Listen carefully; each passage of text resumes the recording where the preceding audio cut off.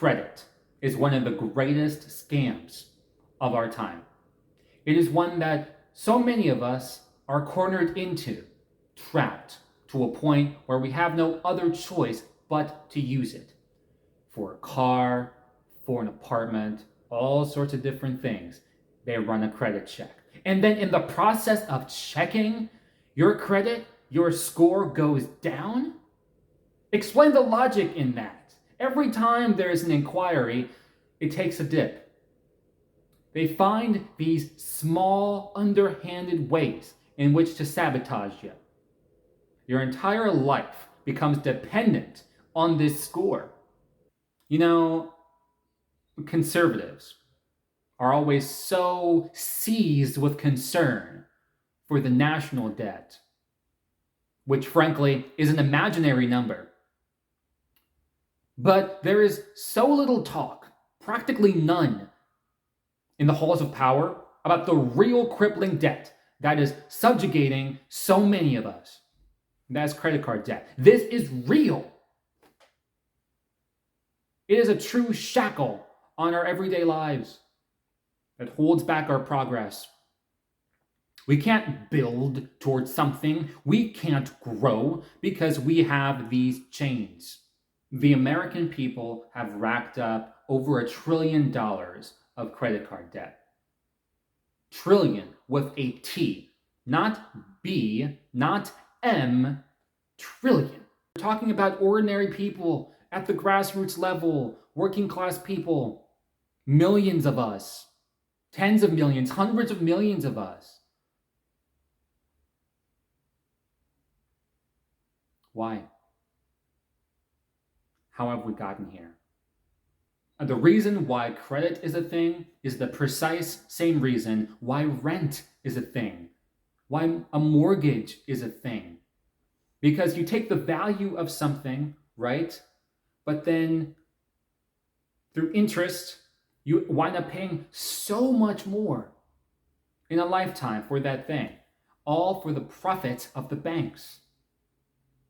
How is it that, in a lifetime, you rent an apartment or you rent a house, you pay so much more in a lifetime than you ever would buying it outright? That is honestly the exact same reason why credit is a thing. Because they just want to subjugate you. They want to keep you down at a level where they can control you.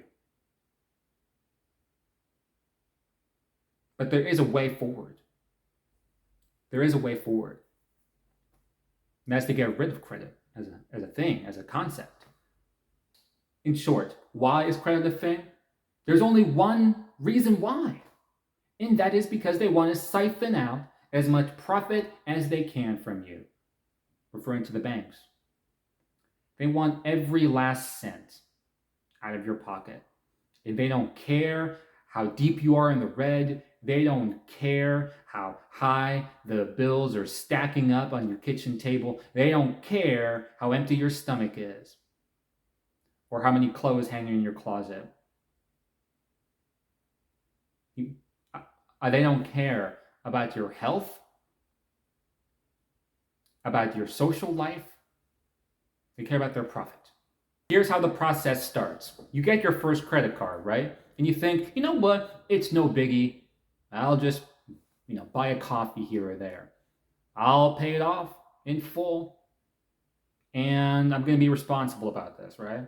At least that's how I first started when I, got my, credit card for the first time. That's how most of us start.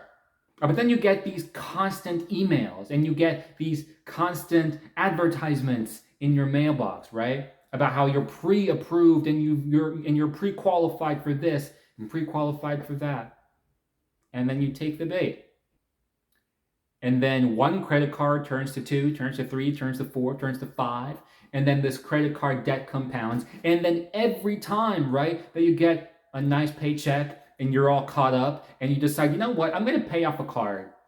I'm going to pay it off early, or I'm going to do more than the minimum. Some bullshit would happen where it's like, well, guess what? All of a sudden, I'm low on funds again. So I need to use this card again to get myself out of this pickle. Maybe it's car repairs. Maybe it's groceries. Maybe it's a utility bill. Whatever the case may be, right? And it's this feedback loop. Don't tell me you can't relate to that. And then it becomes a prison.